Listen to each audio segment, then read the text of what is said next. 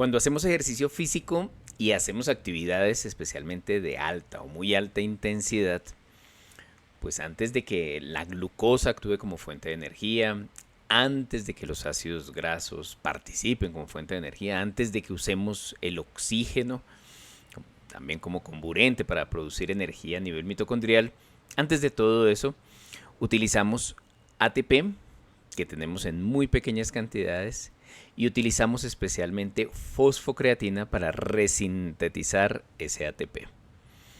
Hoy, en Hablemos de Fisiología del Ejercicio, vamos a hablar del sistema anaeróbico aláctico, como lo denominan algunos, o el sistema de fosfágenos. Vamos a hablar de cómo en actividades muy intensas producimos energía.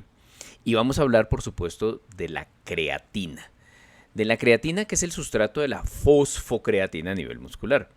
No vamos a hablar del suplemento. No porque no sea importante, sino porque en realidad, si logramos entender en detalle algunos de los aspectos biológicos de la creatina que se produce en el cuerpo, de la creatina que consumimos, pues va a ser más fácil entender por qué el suplemento, pues, juega un papel muy importante en este momento en los procesos de entrenamiento y de recuperación. Vamos a hablar algunos aspectos de la historia, de la biología, de la síntesis, de la degradación y mirar cómo esos aspectos de el comportamiento biológico de la creatina o la fosfocreatina cuando hacemos ejercicio también se relaciona con cosas tan interesantes como los descansos en el entrenamiento de fuerza. Así que, pues nada, pónganse cómodos, sírvanse un cafecito y vamos a hablar de fosfocreatina, sistema de fosfágenos, en Hablemos de Fisiología del Ejercicio. En un capítulo previo hablamos de ATP. Hablamos algunos aspectos biológicos de por qué el ATP es considerado la moneda de intercambio energético. Y dijimos que cuando nosotros hacemos ejercicio, y en realidad no es todas las funciones vitales, lo que hacemos es resintetizar ese ATP y que teníamos diferentes mecanismos. Dijimos también, y no quiero extenderme, más bien les invito a que vean ese capítulo, lo escuchen, dijimos que el ATP libre que tenía una persona daba un tiempo relativamente corto de energía, un par de segundos. Pues resulta que siguiendo un poco esa línea de ¿y qué pasa después de los 2 primeros segundos si estoy haciendo un ejercicio intenso? Pues vienen el sistema de fosfágenos. Y el sistema de fosfágenos es un sistema, o es un mecanismo más bien, para resintetizar el ATP de manera muy rápida. Nos da una energía aproximada entre unos 6 a 10, unos 12 segundos máximo. O sea que prolonga un poco ese esfuerzo máximo que comenzó cuando consumíamos solamente el ATP. Y depende de una molécula clave que se almacena en un altísimo porcentaje en nuestros músculos. Se dice que más o menos el 95% de toda la creatina que tenemos en nuestro cuerpo se almacena en el músculo esquelético. Y allí esa creatina tiene un papel muy importante. Lo que hace es que fija un grupo fosfato. Y por eso, cuando tiene el grupo fosfato allí pegadito, se le conoce como fosfocreatina. Ese grupo fosfato es el mismo grupo fosfato que tiene el ATP. El ATP tiene 3. La fosfocreatina tiene solamente 1.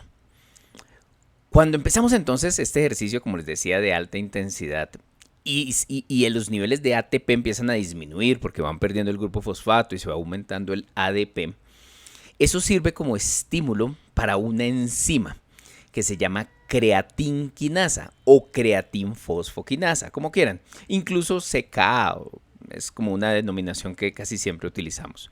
Pues esta enzima es la que se encarga de tomar el ADP que se gastó producto de la contracción muscular, unirlo a la fosfocreatina y allí esa creatina, esa enzima, la creatinquinasa, lo que hace es que le pasa un grupo fosfato al ADP para formar ATP. Obviamente la creatina queda solita y ella después volverá otra vez a resintetizarse y volverá otra vez a unirse a otro grupo fosfato para volver a formar fosfocreatina. Pero en ese proceso lo que hacemos es que creamos ATP. Como las concentraciones que tenemos nosotros de creatina son más o menos unas 5, la proporción es más o menos 5:1 en relación al ATP, por eso es que hablamos de alrededor de unos 10 segundos. Pero como lo vamos a ver ahorita, un poquito más adelante, esto depende de muchas otras condiciones, del entrenamiento, del tipo de fibra, incluso de la edad. Así que, pues eso es un poco la visión general. ¿Cuándo se utiliza esta fosfocreatina como fuente de energía? Pues en actividades de alta intensidad, que podrían ser saltos, que podrían ser carreras sprint muy rápidos o actividades de fuerza que están muy cercanas a la fuerza máxima o submáxima, es decir, una repetición máxima o 2 o 3 RMs, que es más o menos la definición del entrenamiento submáximo. Como siempre, detrás de cada gran descubrimiento, pues hay siempre una historia.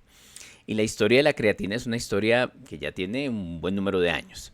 En 1832, un químico francés, Michel Eugène Chevreul, bueno, los franceses me disculparán la pronunciación, identificó en extractos de carne la creatina. De hecho, el término creatina viene de creatos, que significa carne en griego. Aunque en un principio la molécula pasó un poco desapercibido. Y de hecho pasó bien desapercibido porque en realidad fue hasta 1930, 40 que se empezó a comprender cómo esta fosfocreatina, o esta creatina más bien, era capaz de almacenar un grupo fosfato y aumentaba el rendimiento en actividades de fuerza, como lo decíamos hace un rato. De hecho, este descubrimiento llevó obviamente al desarrollo de la creatina como suplemento. Y eso se empezó a utilizar por los años 90. Sobre todo en los Juegos Olímpicos de Barcelona hay una historia allí interesante porque muchos atletas consumieron creatina y se hizo en extremo popular en Barcelona 92. Y por eso, digamos que el estudio de la creatina pues se ha venido aumentando, los detalles biológicos de su función y de su transporte y de su síntesis y demás se comprenden ahora muchísimo mejor, y eso es lo que pues vamos a analizar también un poquito el día de hoy. Como les decía hace un rato, la mayor cantidad de creatina se encuentra en los músculos, hablamos de alrededor del 95%, pero no se produce en el músculo. En realidad, la creatina se sintetiza de manera biológica, de manera natural, en el riñón. Básicamente se da la primera reacción. En realidad es un conjunto de dos grandes reacciones.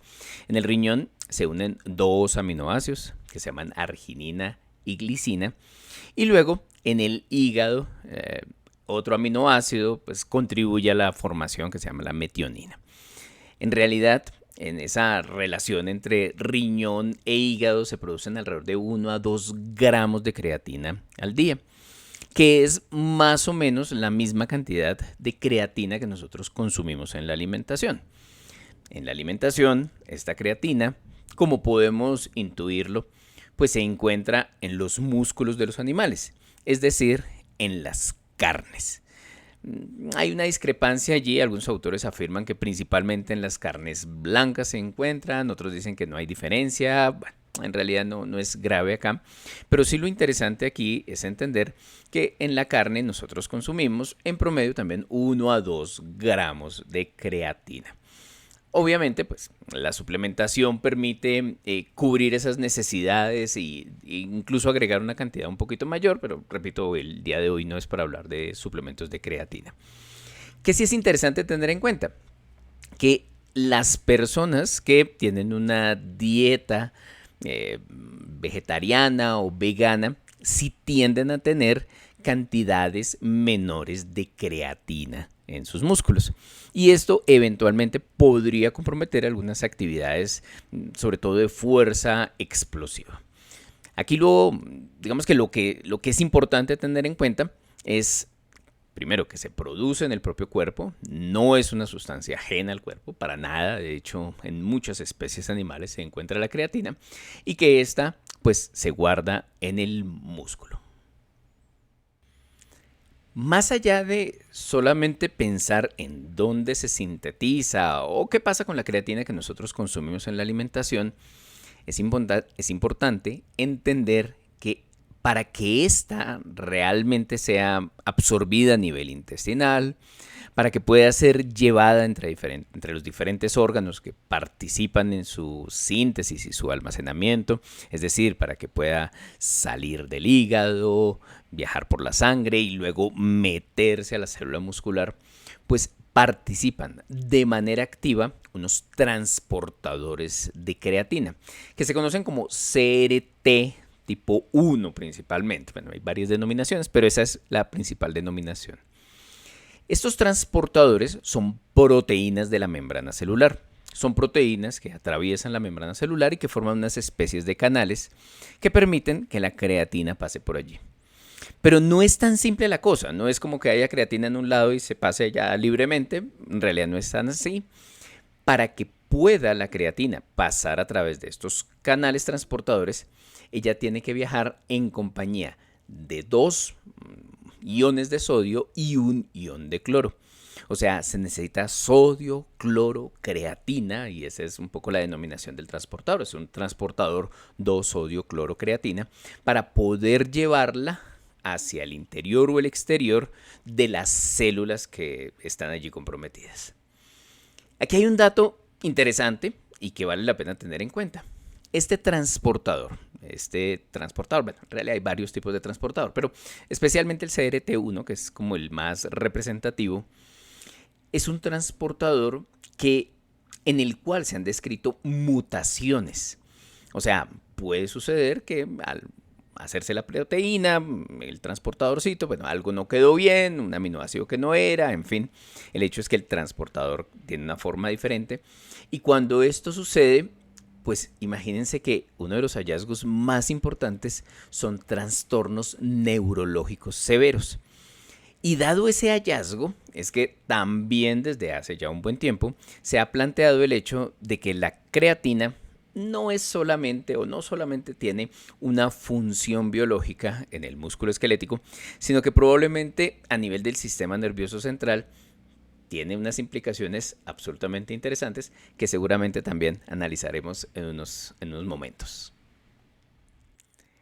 En los músculos se ha estudiado el límite de almacenamiento de la creatina. Se habla que es alrededor de unos 120 a 160 nanomoles por kilogramo de músculo, que es una cantidad relativamente pequeña, que es más o menos la cantidad que se puede almacenar, que es variable, obviamente, en diferentes tipos de fibras. Las fibras de contracción rápida almacenan unos valores de creatina un poco superiores que las fibras de contracción lenta. Eventualmente la edad parece también influenciar el comportamiento, especialmente porque los adultos mayores tienden a perder más fibras de contracción rápida, entonces pues la cantidad de almacenamiento de la creatina pues parece disminuir. Ahora, cuando la creatina entra dentro del músculo, pues allí tiene, digamos que un tiempo de acción, una vida media, que también se ha establecido alrededor de los 30 días. Y lo que suele suceder con esta creatina es que luego de que ya ha participado seguramente en muchos procesos de unir el grupo fosfato, transferirlo al ADP, volver a unirse al grupo fosfato, resintetizarse en muchas ocasiones, pues esta creatina sufre un cambio conformacional, probablemente producto de su alta utilización. Y aquí viene un pequeño paréntesis, por eso las personas que hacen ejercicio físico intenso, pues parece que la vida media de la creatina es un poco más reducida. Y entonces cuando hay esos recambios permanentes, pues la creatina cambia su conformación a un producto que se llama creatinina, que ya no tiene esa misma función, ya no une el grupo fosfato y que por el contrario pues es eliminada, es sacada de la célula muscular esquelética para llevarse al torrente sanguíneo y en el torrente sanguíneo pasar en los riñones. Allí hay una barrera de filtración del plasma sanguíneo, se llama barrera de filtración glomerular, atraviesa esa barrera de filtración, luego llega al sistema tubular y es eliminada por la orina. Dado este proceso, o dado el hecho de que pues, de manera permanente estamos nosotros eh, eliminando la creatina que tenemos en nuestros músculos y que incluso los atletas, los deportistas o las personas que más utilizan este sistema energético, pues obviamente más creatinina producen y la eliminan por el riñón, pues surge la necesidad importante de sintetizarla en el cuerpo. Es decir, el cuerpo tiende a producir un poquito más, pero también pues aparece la necesidad eventualmente de que sea consumida con la alimentación o que sea obviamente suplementada. Algunas consideraciones aquí importantes, y es que eso significa que las personas que hacen ejercicio físico muy intenso, trabajos de fuerza muy intensos, pues tienen un recambio de creatinina mayor y por eso tienden a tener niveles de creatinina en sangre superiores a personas que son sedentarias. De la misma manera, dado que la mayor cantidad de creatina está en la célula muscular esquelética, en el rhabdomiocito, entre más masa muscular tengan las personas, pues tiende a haber también un mayor recambio y una mayor cantidad de creatinina. Los hombres solemos tener unos niveles de creatinina en sangre superiores a los que tiene la mujer. Básicamente por eso, por el aumento de la masa muscular. Y obviamente, pues si se suplementa, también seguramente nos va a aumentar los niveles de creatinina en el plasma sanguíneo y obviamente se eliminará más por el riñón. Y aquí es clave entender que la creatinina, desde hace mucho tiempo, se ha venido utilizando como una estrategia para evaluar la función renal, dado el hecho de que pues, es una molécula que se filtra por la barrera de filtración, que no se reabsorbe a nivel tubular y que se elimina por la orina. Y por eso, pues no es infrecuente que en personas que entrenan intenso, en hombres que tienen buena masa muscular e incluso se suplementen, pues sean niveles de creatinina que a veces puedan confundirse con un daño renal. Pero esto en realidad no existe esa relación tal en este momento. Y por eso, pues cuando la creatinina está elevada en deportistas, pues hay que determinar si es por su metabolismo natural o si es porque tiene un daño renal. Y por eso existen otras pruebas que hacemos habitualmente en los deportistas que nos ayudan a determinar sobre todo esta situación. Pero, repito, no es infrecuente que la creatinina esté un poquito más elevada en los atletas, en los hombres y en las personas físicamente activas. Dentro de las funciones biológicas de la creatina, pues obviamente destacamos la formación o la energía o el almacenamiento de energía inmediata en actividades de alta intensidad. Algo que ya hemos nombrado en varias ocasiones y que es importante pues, reconocer como tal vez el más importante de esas funciones. Ahora, ¿qué es interesante aquí? Entender que probablemente la creatina tenga más funciones biológicas que solamente almacenar grupo fosfato y ayudar a resintetizar ATP. Una de esas funciones que se ha estudiado en detalle tiene que ver con el sistema buffer. Es decir, que cuando se produce un estado de acidosis intramuscular, que al final está muy relacionado con la presencia de fatiga, no es el principal mecanismo, pero la acidosis y la fatiga están muy de la mano, pues la creatina parece que recluta, secuestra algunos de esos iones, hidrogeniones o protones, como quieran llamarlos, evita esa acidez prematura y en ese sentido, pues parece que nos ayuda también un poco a retrasar la aparición de la fatiga.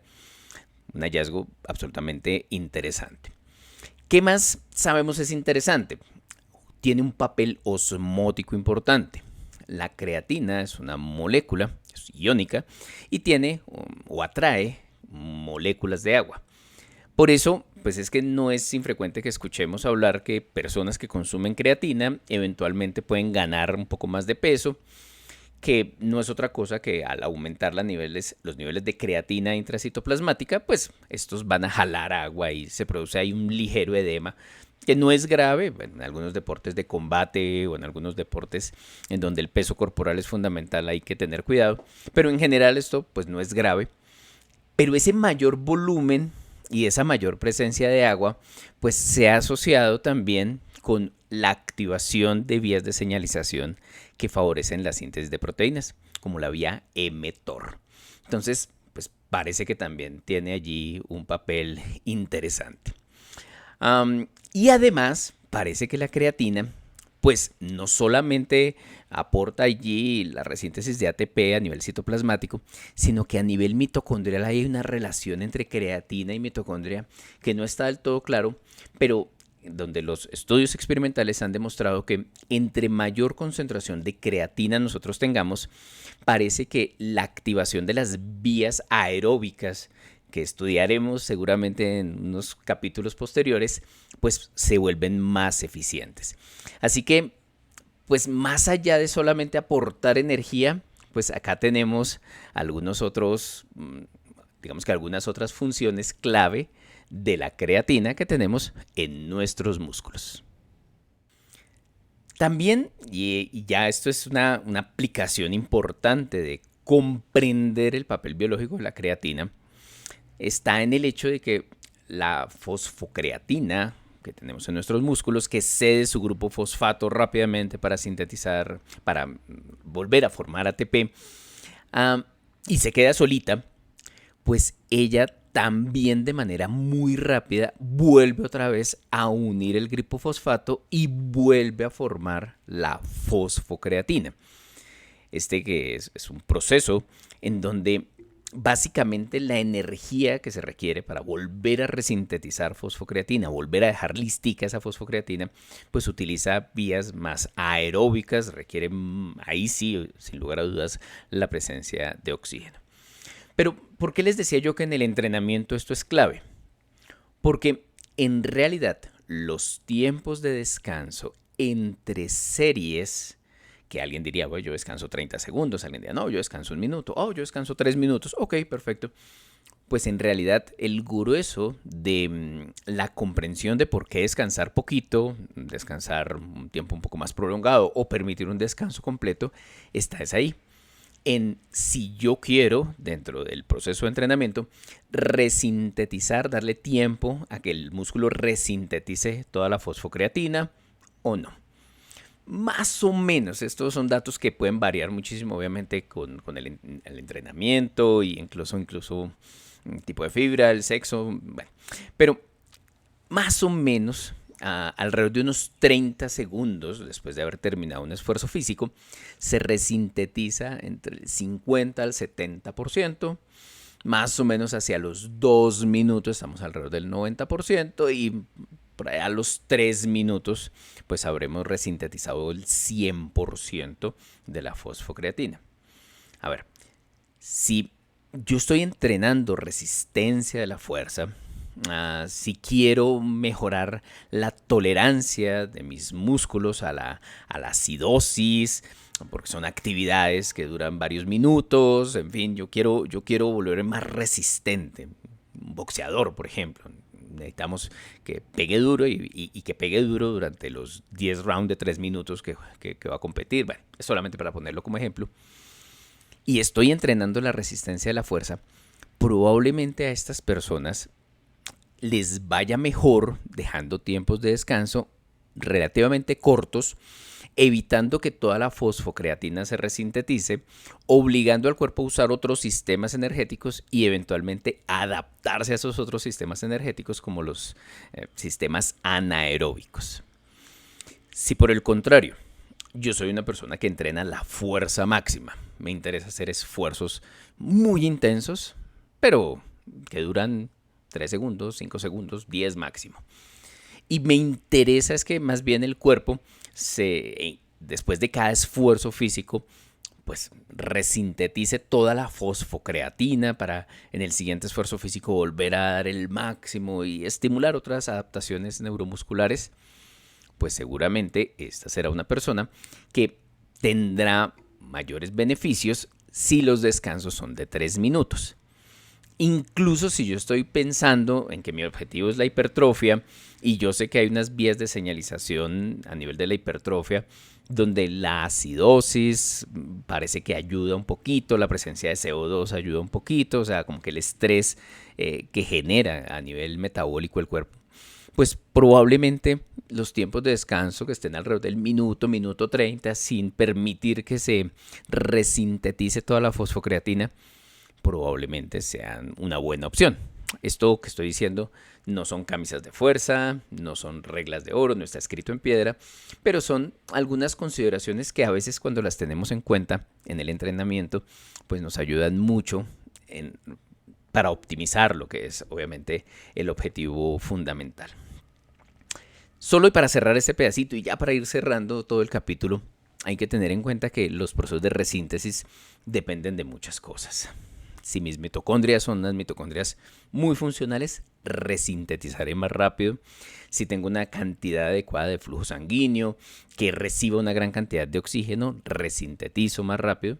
Y obviamente el nivel de entrenamiento es fundamental. Entre otras, porque también el nivel de entrenamiento favorece la expresión de enzimas como la creatinquinasa, que es la que transfiere, la que también permite la resíntesis de la fosfocreatina, y también el mismo entrenamiento favorece la expresión de transportadores de creatina en la membrana celular. Como siempre, no dejan de haber muchas ideas adicionales que, sobre todo buscando aquí que no se vuelva tan tedioso, tan largo, tan complejo el capítulo, pues las dejamos un poquito de lado, las dejamos para otros escenarios un poco mayor de profundidad. Pero estos son como los elementos claves que me gustaría o que he querido compartir el día de hoy con ustedes. El próximo encuentro, en nuestro próximo episodio, vamos a hablar del lactato, de las vías que ya superan esos 10 segunditos, 15 segunditos y que empiezan ahora a utilizar energía usando como fuente energética la glucosa, en donde vamos a ver que hay también un sinnúmero de cosas espectaculares para entender, para comprender y sobre todo para sacarle provecho aplicable al entrenamiento y demás. Por ahora, pues dejemos allí la creatina quietica. Espero les haya gustado. Compártanlo. Cuéntenle a sus amigos, los que estudian, que les gusta la fisiología del ejercicio, que estamos haciendo aquí toda una serie de capítulos sobre la bioenergética muscular. Y pues nada, pásenla bueno. Mi nombre es Henry León y esto es Hablemos de Fisiología del Ejercicio. Un abrazo para todos.